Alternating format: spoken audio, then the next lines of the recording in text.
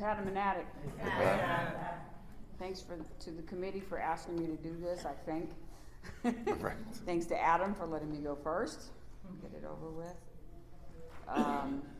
You know, I have to say, when they asked me about it and they told me the topic, it says death of loved ones in recovery, but I kept seeing, my head saw loss. It didn't see just death, it saw loss. You know, because I have experienced losses in recovery that are not necessarily deaths. My mother recently passed away, and where'd that come from? So, well, let me back up a second. I worked for attorneys and I handled dead people's estates, and I've been doing this for 40 years. And in the beginning, I used to get upset and teary and sad every time a client died or a client's family member died.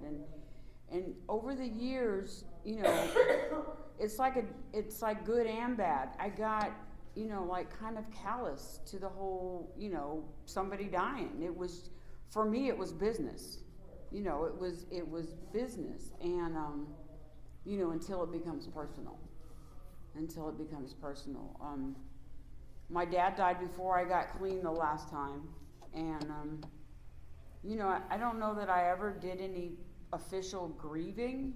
You know, I jumped into business mode. Okay, we need to do this, we need to do this, we need to do this, we need to do this, and you know, get things taken care of for my mom, and you know, so there wasn't a whole lot of emotion tied to it. You know, from what I recall, like I said, I wasn't clean, so I wasn't real clear-headed except for the business end of it. And, you know, over the years, I have experienced, you know, people dying in my life since I've been clean.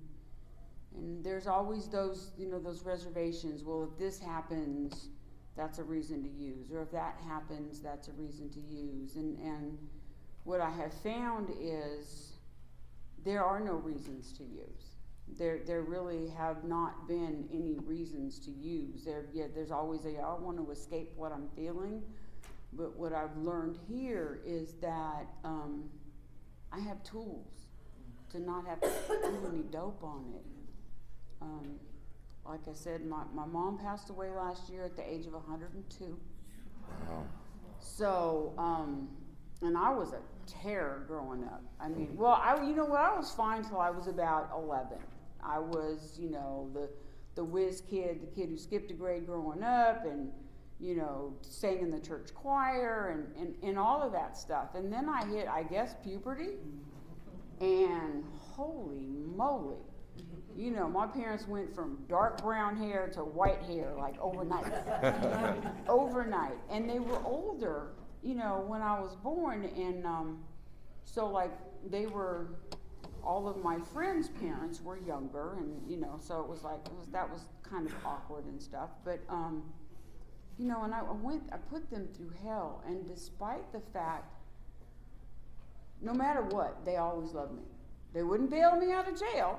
You know, they weren't that enabling, but, you know, they always loved me no matter what. My parents were my first experience with unconditional love. Absolutely no matter what. And for that, I'm eternally grateful. And, you know, there are not enough I'm sorry's in the world for the shit that we do when we're using it, at least not for me. You know, I'm sorry, that's just lip service. That is just lip service, and I know, you know, professionally and in my recovery, to amend something is to change it. You know, to make an amendment to something is to change it, and to make amends is to change my behavior. And so I moved to Georgia in 2005, and I had 11 years clean, and I brought my mom with me because I wasn't going to leave her in California. I'm her only child, and I knew my daughter wouldn't do her right. So, you know, we moved to Georgia, and I had the privilege of her living with me. And even though she could take care of herself until about the last couple of years, you know, and Lord knows, people that know me, I would whine and bitch, and I'm like, oh my God, you know, like in the last couple, you know, but I call it a privilege. I had the privilege of being there for her, of taking care of what she needed to be done, you know, and in the end, making sure that she ate, and doctor's appointments, and in the very end, I had to give her morphine, you know, and you know, when we put her in hospice and in home, she was at home with me the whole time, you know, and I consider it a blessing because those are my amends. You know, that was taking care of her for the last 2 or 3 years of her life, actually having to be a caregiver, was minuscule in comparison to what she did for me growing up.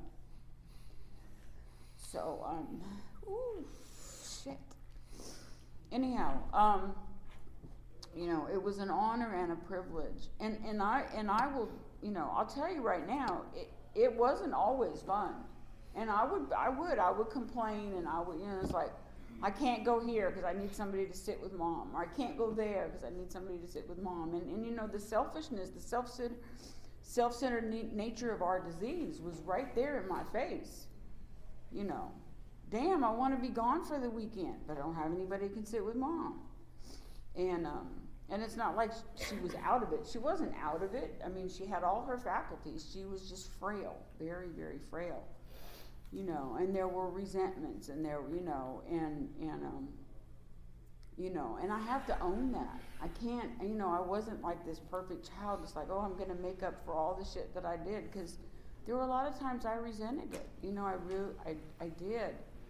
You know, but I have dear friends who lost parents before that. And, you know, it's funny, like I said, I do death for a business. And, you know, I've gotten to the point now where there's very few clients that I shed a tear over. There's still some. But when somebody that I'm close to loses somebody, I feel that. You know, I feel that in my gut. I feel their pain. And, you know, and I had to keep reminding myself that I was fortunate to still have my mom. And, you know, and watching the women closest to me and the men who had lost close family members, and, you know, and deal with it and get through it clean. And, you know, and they had some caregiving in there too, and watching them suit up and show up and do the right thing. And, you know, it's just like, that's the blessing of this program. This program, I learned from the people that I surround myself with how to do the next right thing, how to do it with grace, and how to do it with integrity. And I may kick and scream sometimes, but, you know, in the end, you know, I've learned a lot from watching the people around me. You know, I surround myself with people who actually live this program. You know, I don't have a single person in my life that's not either blood related or I work with. You know, every single other person that I have anything to do with is my recovery family. And that's my choice, you know, because that's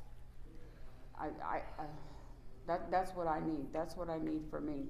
And, you know, like I said, it's a blessing to be able to take care of a loved one and, you know, make those amends, you know. But it's not always, you know, it's not always somebody dying. A lot of times, you know, we lose people in recovery. We lose relationships in recovery, whether it be they've gone out, you know, they've chosen a different path,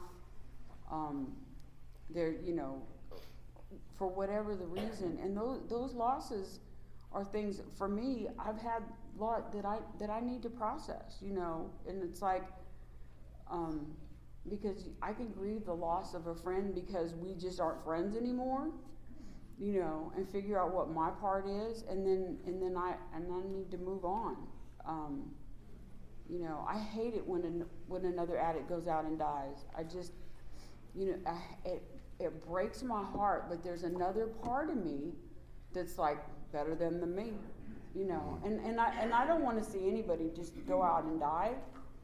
But I also I've always from from when I actually got into recovery, not just started going to meetings, but got into the recovery part of the thing, I have learned, or at least it's my opinion, that, you know, this program is for people who want it, not necessarily everybody who needs it. There's a lot of people out there who need some kind of 12-step program, you know, but if you don't want it and you don't go after it, you know, I'm here for you if you come back in the door, but, and I'm sorry if you go out there and but I just, you know, I don't know, I guess sometimes I'm sad when it happens, but I don't dwell on it like I do for somebody who was, you know, like in recovery and just, you know, whatever.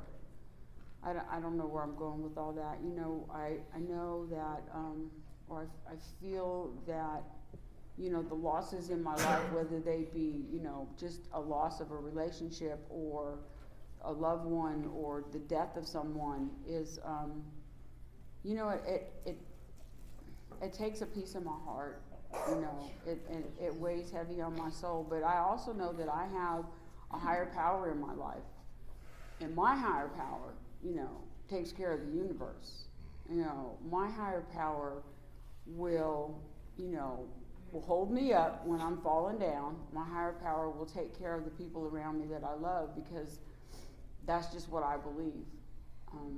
That's what I believe. You know, when my kids started moving to Georgia, we're from Southern California, and the first one left, I thought I would die. That's a loss that I thought I would never get over. And then the second one went, but I didn't miss him as much. So I did not miss that one as much. And then, you know, and then I came out here, you know, with my mom and moved out here because of all the grandkids and stuff. And now my son, my middle son, is getting ready to move to Texas. And they sold their house, and they're living with me now till their house is built in Texas. And God knows I'm ready for them to go. I want them to close tomorrow, right? But I know I'm going to miss them when they're gone. I'm going to miss the chaos. I'm going to miss the 3 big dogs. You know, but I know I am aware of the fact that that's going to be a loss. You know, it's like when my mom was gone, the house was so quiet, and, you know, after she passed away, and, you know, getting used to that, like being in this big ass house with nothing, you know, I mean, no extra stuff going on that was always going on with my mom there. And somebody asked me the other day, what are you going to do with all the quiet? I'm like, I'm full. For the first month at least, probably just yay, you know, and then after that, you know, but that's a loss. That's going to be a big loss in my life, you know, and even though the kids are almost grown, you know, that's just, it is what it is. You know, the world evolves and people move on with their lives and they do what they do, and actually I'll have someplace else to visit that I don't have to pay for a hotel. And, you know, get on with that. But, I guess that's about it. I can't emphasize enough how blessed and privileged and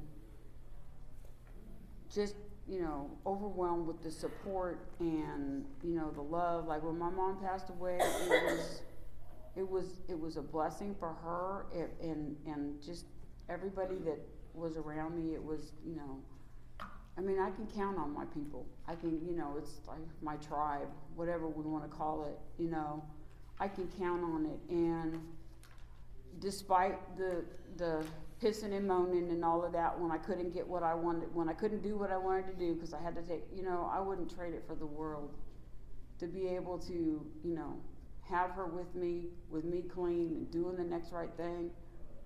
It's funny, I just thought of this. My mom, who gave birth to me, you would think that the birth date that she would remember is the day I was born. And every year, until she couldn't get somebody to go take her to the card shop, every year, she gave me a card on my clean date. You know, she remembered my clean date. You know, and, you know, it was important to her. You know, we didn't have the same God. But, you know, she didn't push hers, I didn't push mine. but she always remembered my clean date. You know, I got a really beautiful card every year. So, and I kept those cards. So, anyhow, thank you for allowing me to share, and I hope everybody has a great day.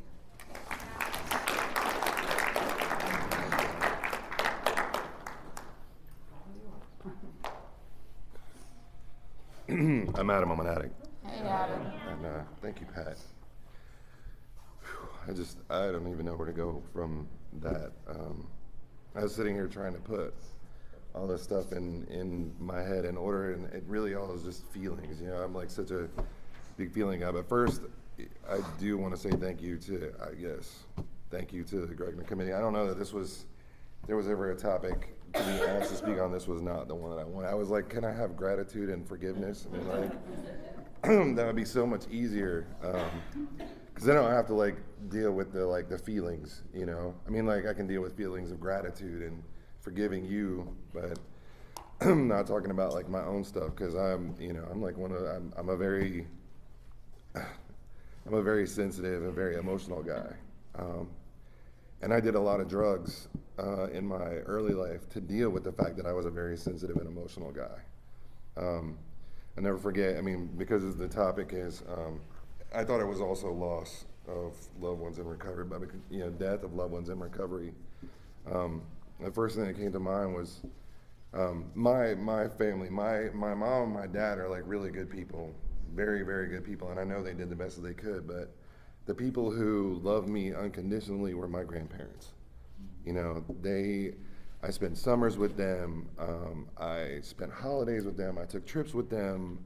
You know, they basically helped raise me. My grandmother, taught me how to eat from the right fork on the table, and just like and how to make the bed, and my grandfather taught me how to change a tire. My grandmother taught me how to make blueberry cobbler. And I just learned all these skills. I learned how to be a man from watching my grandfather, and I learned how to have feelings and show love from my grandmother. She was this emotional support, and I didn't have that in my family. My family is kind of cold, and not cold, but my mom didn't really know what to do with the fact that she had this very sensitive child. I would just cry really easily as a kid, and but my grandmother always seemed to know, exactly. But I want to talk a little bit about my grandfather first, because we're here to talk about recovery, and a little bit of what it was like is. In 1995, I had been living with my grandfather. They lived in Columbus, and I had been living with my grandparents at the time when my grandfather got sick. And I was working really hard, and I had just started dabbling. I was a heavy drinker at the time. That was it was I wasn't gonna touch the hard stuff because I was a good Christian kid, sort of. And I just drank a little, all the time. But but my grandparents didn't drink, and but I was really close to them, like I said. And when I would just never forget being at work and my sister showing up at my job and saying you got to come now. And my grandfather was in the hospital. This was a in and out kind of thing. And I'd been in the house in the morning, and it was just oh, he's going to the hospital again, he'll be back home. And my sister came to the job and said, you got to come to the hospital now.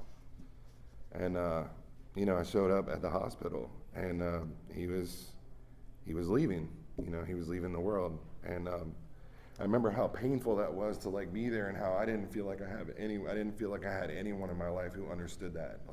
And my job was everything to me, and I was drinking, using, and I didn't feel close to my family then, at all. I felt close to my grandparents, and outside of that, I felt like I was totally alone, completely and totally alone in the world, except for my grandparents and my grandfather. And when he died, I remember, we're at the hospital, and I just bolted, as soon as he was gone, I just ran, and I ran straight to the bar.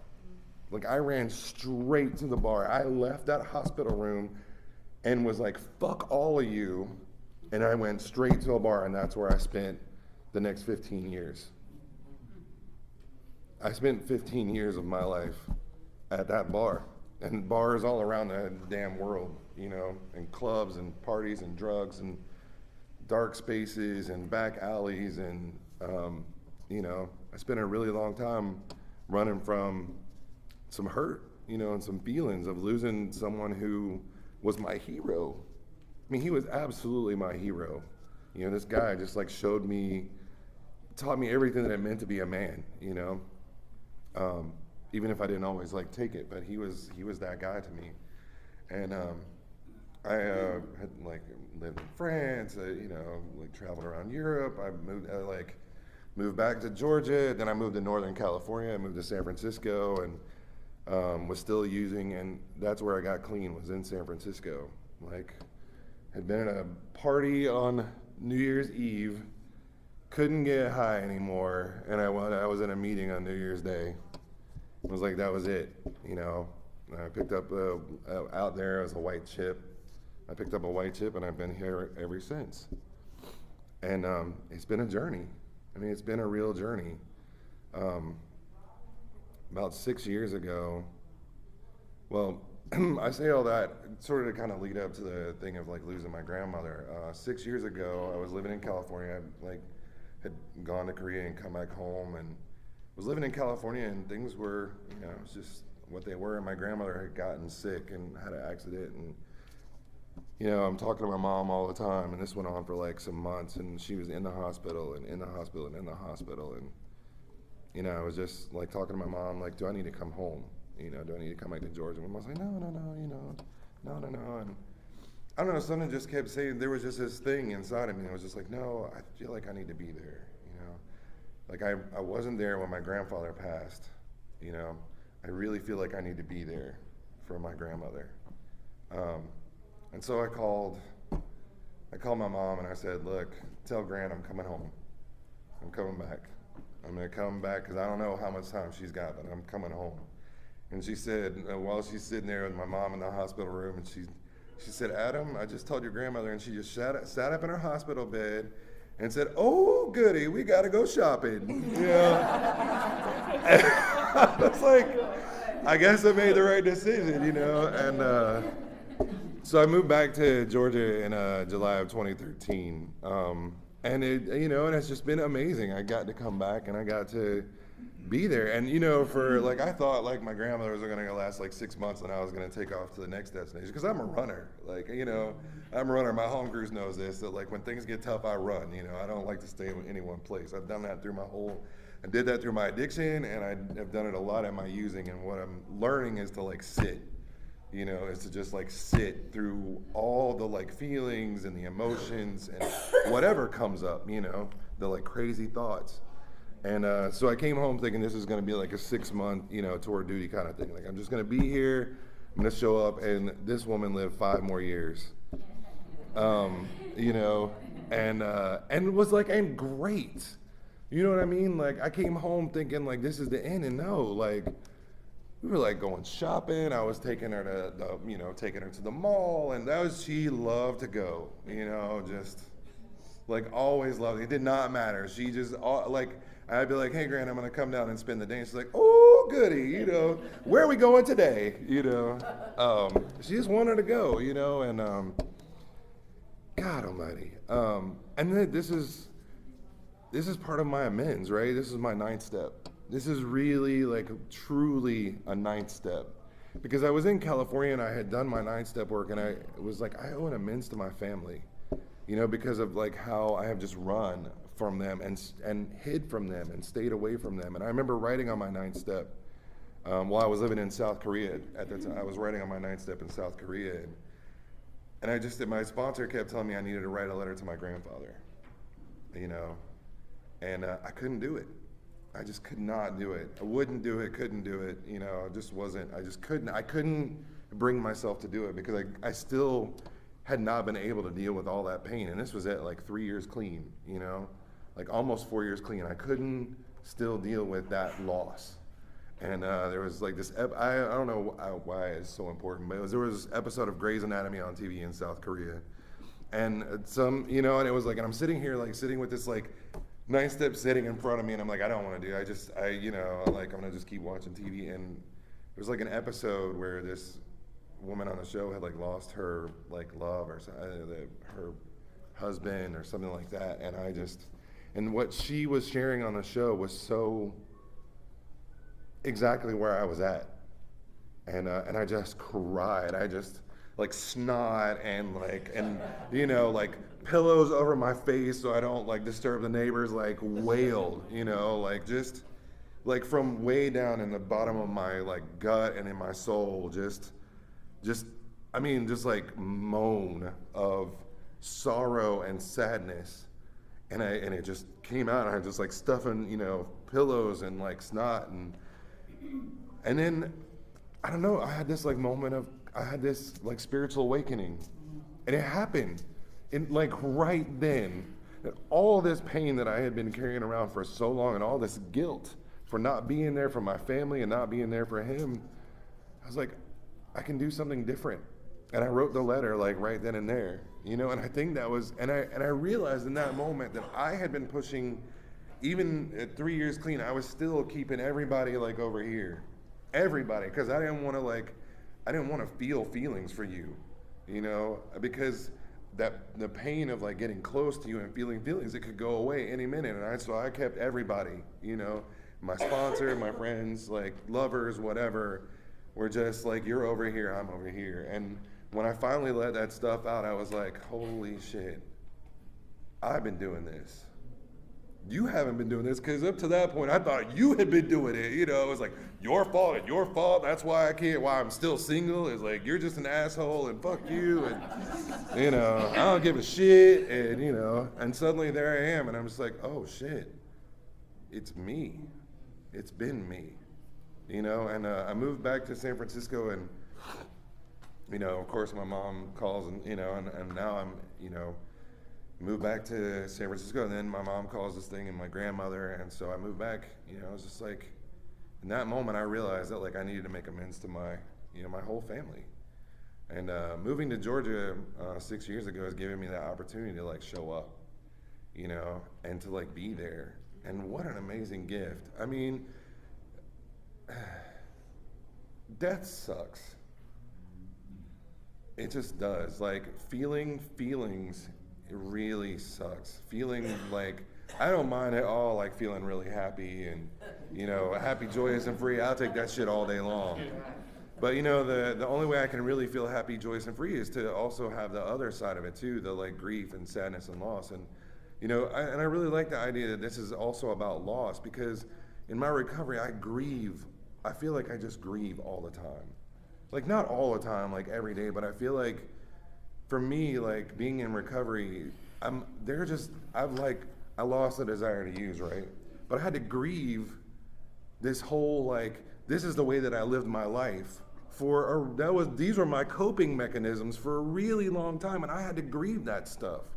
I had to grieve that. I had to grieve sitting and staying in one place. I've had to grieve loss of loved ones. I've had to grieve like moving different countries, and like losing friends. And even though they weren't gone, they weren't right in my network. They're not. I don't see them. I get a new sponsor, and I grieve my relationship with the old sponsor as I find a new sponsor. And like grieving is this like process for me. It's like how I shed. How I let go of the negative and invite in the positive, I guess. In recovery, like I said, I moved back to Georgia, and I'm reconnected with a friend of mine from kindergarten. You know what I mean? Like, I went to a really small high school. I'm from a very rural part of Georgia that you probably maybe a few of y'all might have heard of, but it's like between here and Columbus, and it's like out in the middle of nowhere. Some of y'all have been there, but it's tiny. And I don't know why that was important, but it sounded like I just lost my train of thought with all that. But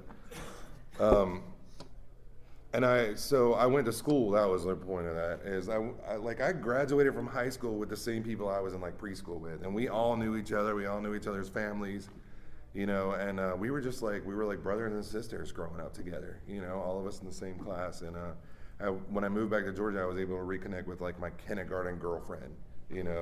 She was like one of the first people I came out to, you know, I mean, just, you know, and she was there for me, and I got to like meet up with her when I moved back to Georgia, and we, you know, we always had this like really close friendship, like brother, sister, almost like soulmate kind of thing. And yeah, I remember going to her and telling her, you know, we were talking, and she was going through a really hard time, and, you know, sharing with me some of her struggle.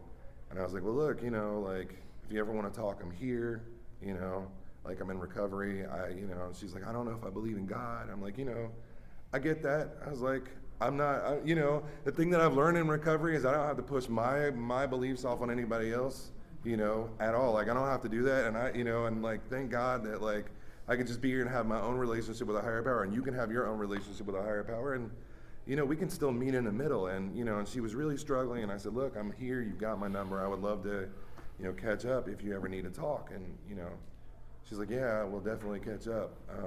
And that had been like 2 years later, I got a phone call on New Year's Eve that she had passed away. And she passed because she couldn't stop doing what we do. You know, because she didn't get the chances that I've gotten in here.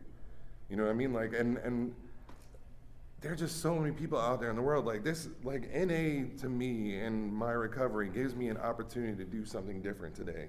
You know, I've watched coworkers, I've watched friends, I've watched so many people die from the disease of addiction because they can't stop and they don't know that there's another way to be.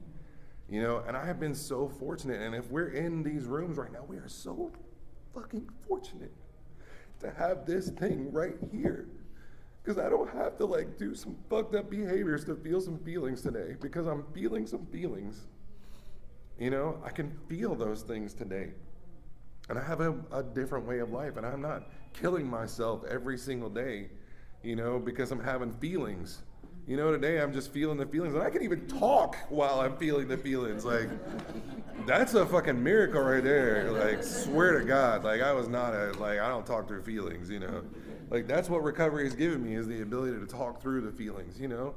What an amazing gift that shit is. Because you know, my family, we didn't talk about our feelings, you know. You just shut the hell up. Like, we don't want to hear from you. Like, go feel your damn feelings, and, you know, once you're good, then we'll, like, talk about what you did wrong, you know, whatever. But, I mean, what a fucking gift, man. Like, this thing is, like, I mean, I don't have everything I want, but fuck. I can't imagine a greater gift. I just can't imagine a greater gift than being able to, like, be here and be clean and, like, feel whatever it is that I'm feeling and not feel like I have to like cover it up or I have to hide it or I have to pretend, you know, because I'm having some feelings. That like I get to be like here and present today. And I've learned that because of loss. I've learned that through like having to go through these feelings. And so just to kind of wrap it up, my grandmother passed a year ago, and I'm still feeling it, you know. It's like not a day that goes by that I don't think like, man, I wish I'd asked her this, you know, that and not like, you know, not like, oh my God, you know, it's not like it's horrible every day, but I just, you know, it's just like this like daily thing of like, man, I wish I'd asked her this. I wish I'd found out more about this, you know, just these like constant like little check-ins. Like, I wish I could just pick up the phone and call her right now, you know, and ask her like, what was your secret to that, you know, that blackberry cobbler that, you know, how did you get the crust? So, you know, I mean, just shit like that, you know, just like little, like, nothing things, you know, and, but I got to be there, you know, and not only did I get to be there for her through 5 years, you know what I mean? I got to be there for 5 years and take her out and become her best friend. You know what I mean? Like, I was the kid that, like, ran away because I couldn't feel. And for 5 years, I got to, like, in a 5-year period of time, this 93-year-old lady became my best friend. You know what I mean? She was like my grandmother, but she became my best friend. I'm like, who gets to do that? You know, who gets to have that? I was like the kid who like ran away, and I came back home and I got to have this like new relationship. You know, and I got to have that because I got a new way of like living in here. I get a new way to have relationships today, and I got to have a friend relationship with my grandmother. And, you know, when she died, it was, you know, I went to a meeting, you know, I go, when shit comes up, I go to a meeting. I reach out and I call my sponsor. I call my network, you know. I reach out. I do those things that, like, I have learned to do in here, you know. And I was actually, when she passed, I was doing area service. I was the chair of the area, and we had just finished the area meeting, and my mom called and said she passed, and I was like, I guess I need to come home. I was like, I'm doing this commitment, you know, thing, and I'll, you know, as soon as we wrap up here, I'll give you a call back. She's like, Adam, she's like, you were right where she wants you to be. You were doing exactly what she wants you to do. And I need to say this too, because this weekend they're having a memorial service for my stepmom, and she's had ALS and been slowly passing away for over a year. 2 years actually, and she just passed at the beginning of February. And you know, and this is a woman who I did really wrong, you know, when she and my dad got together, because I was in my addiction. And you know, the last things that she said to me is, you know, I'm so proud of you. I'm so proud of who you've become, you know, and there's someone out there for you. She's like, I believe it with my whole being, you know. And like, I'm like, how do I get to have these relationships with people who, you know, get to know me and get to see me, you know, that like I have done so wrong. You know, it's because this program has given me tools, you know, and I'm able to like show up for my family today. I was able to be there when I ran away from, you know, being there after my grandfather passed. I got to like make amends to them and be there and support them through my grandmother's passing, you know. And I mean, what a gift, you know.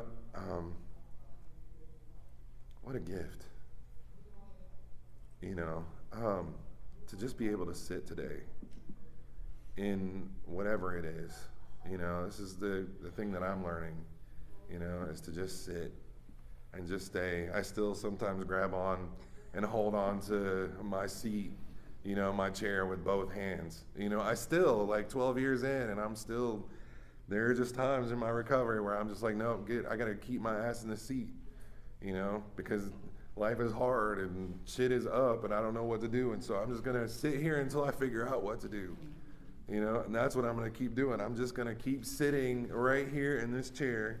Well, not this chair, but, you know, I'm gonna keep sitting in these rooms until I figure out what comes next, you know. And that was a lot. But I'm really grateful to be here, y'all. I think I've said it all, you know. I hope you guys got something out of that. I know I got something out of that, and just really glad to be here, and thank you guys for being here.